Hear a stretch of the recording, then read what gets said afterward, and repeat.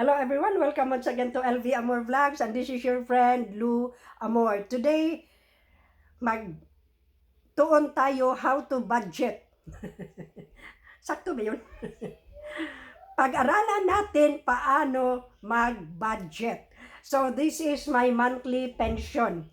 Hindi ito sahod sa sa, sa YouTube. Wala pa ako dyan. Malayong malayo pa. So this is my monthly pension. Now, I'm going to share with you how I budget my pension, monthly pension. So, God is good.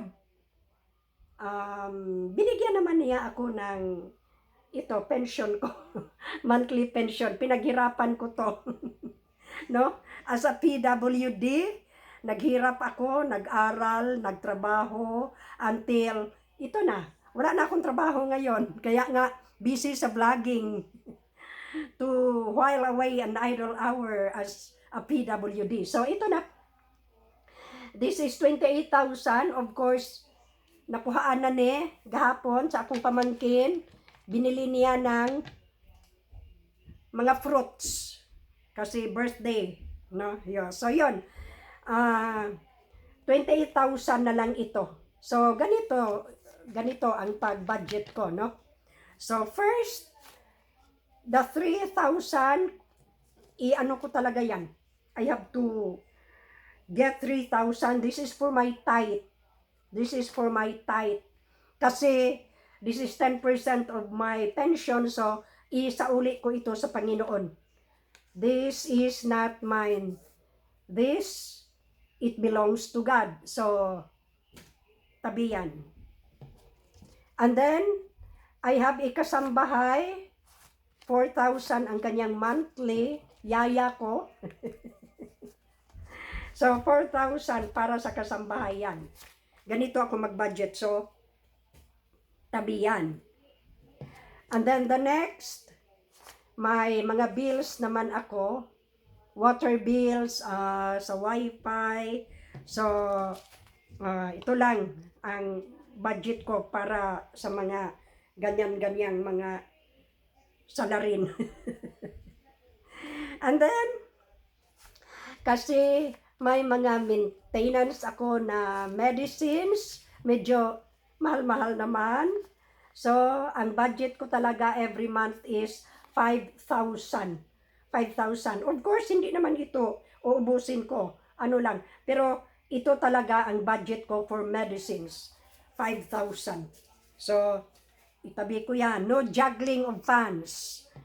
Ano tayo dyan? Yung juggling of funds, mahihirapan tayo. Sirko balintong ang budget natin. Next!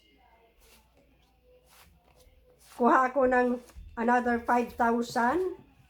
1, 2, 3, 4, 5 para sa fish, vegetables, milk, oatmeal, mga groceries ko, ito. Good for 1 month talaga. Daginot na yan, no? So, 5,000 para sa mga itching-itching ko sa aking mga ganyan. So, tabi yan. No juggling of funds.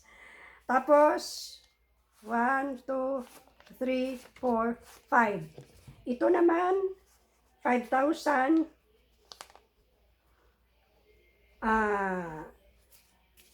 Savings. Savings, 5,000. So, 4,000 na lang ang natira sa akin until the next month. Miscellaneous expenses. So, paano ito makaabot next month? Yung mga dining out, cut yan. Yung mga toilet paper, cut. Yung mga, I am not fond of using makeup, applying makeup. Wala ako dyan. Kasi wala akong luho. Wala akong makeup. Hindi naman ako nagsha-shampoo, only, hair conditioner, no? So, yun lang. At saka, para makatipid sa tubig, isang balde lang talaga pag maliligo ako. That is really true. Isang balde lang para para makadaginot. Ano ba yung daginot? Para naman makatipid, no? So, ganyan. So, ito lang ang aking miscellaneous, um, so, ganyan lang ako mag-budget. So, wala talaga. Ang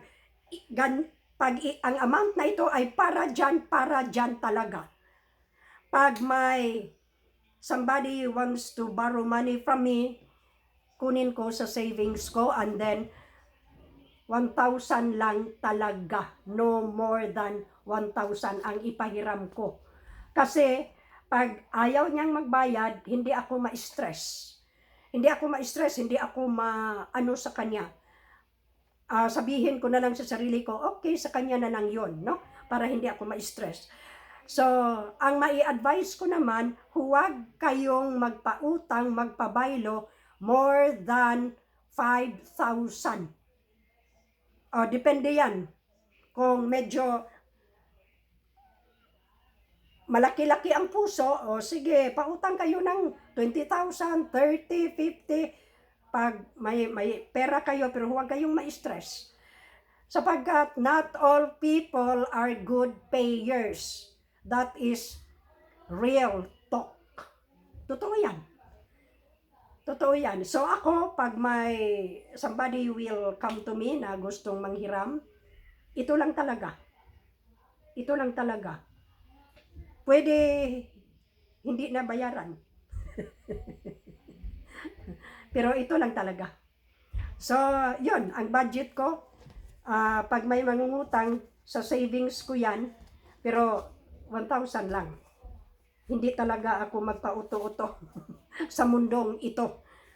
You know what? Pag tayo ang nangangailangan, walang magbigay sa atin. Wala, diyoy, mo pautang na to, wala mo pabaylo.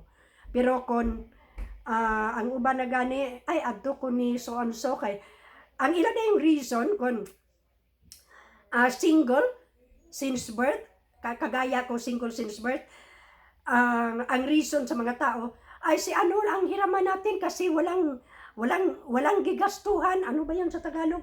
Sa Bisaya, walay gigastuhan. You're lying. Walang gigastuhan. Hindi yung totoo, ha? Maraming gasto pag single ka. Kasi marami kang pamangkin na tatakbo sa'yo. So, ito lang talaga ang miscellaneous, para sa miscellaneous expenses ko.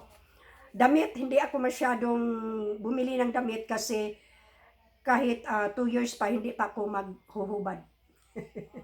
Yung mga underwear ko, ano yun? May mga bagay na I cut it talaga. Toilet paper, noon, ang budget ko sa toilet paper, mga 500 in a month. Ganyan ako kagasto sa toilet paper, pero na-realize ko, ano ba ito? What is toilet paper? Wala akong nakikitang ano. So, I cut it from my list of bibilhin. Wala na. I use, anyway, my bidet naman dyan. Or kabo. And then my cloth. So, ganyan na lang. Ganyan ako mag-budget. Kaya nga sabi nila sa akin, iinot. Pag hindi tayo mag-ininot sa mundong ito, wala tayo. So, that's it. Ganyan ang budget ko talaga, no? So, pag may mag-invite sa akin na punta tayo doon sa sa Siquijor, sa Kuan, may pera ako na magamit para doon sa mga itching. Pero if possible, I refrain from yung mga lakad-lakad na walang ano ba yun? Wala. Basta lang nakaadto ta ana. So wala. Dayon post din sa Facebook. Anyway, so ito. So this is how I budget my money. So strict talaga ako sa budgeting ko. Ito, para ito, nakalaan na ito sa mga sa mga expenses talaga na priority. Yung mga hindi priority, hindi ko yan isasali, no? So, this is it. All glory to God. Galing ito sa Kanya. Of course, lahat ng nakamit ko sa buhay, hindi naman ganyan tulad ng iba na ano talaga, pero in my own little way, I have accomplished something for the Lord. So ito, all glory to God, honor and thanksgiving. So, this is my monthly pension talaga. Kaya nga, maobserbahan ninyo, hindi ako masyadong atat na atat sa aking pag as a vlogger dito sa YouTube, because kung marating ko ang requirement na makamonetize ako, additional bonus na lang yan from God. Yung honor talaga, yung glory, ibibigay ko sa Kanya. Hindi ko yan aangkinin, hindi ko yan murabag atong kawaton ang glory nga para niya. So, ito, galing ito sa Kanya, walang iba. And then, yun, nag-vlog ako because I just want to vlog, no? So, yun lang ang aking sharing ngayon para sa ating how to budget money. Pag ang income naman natin medyo maliit-liit, pwede naman yun, makabudget naman tayo. Depende yan sa, it's not how much we earn, but how much we spend. Yun lang naman ang ang ating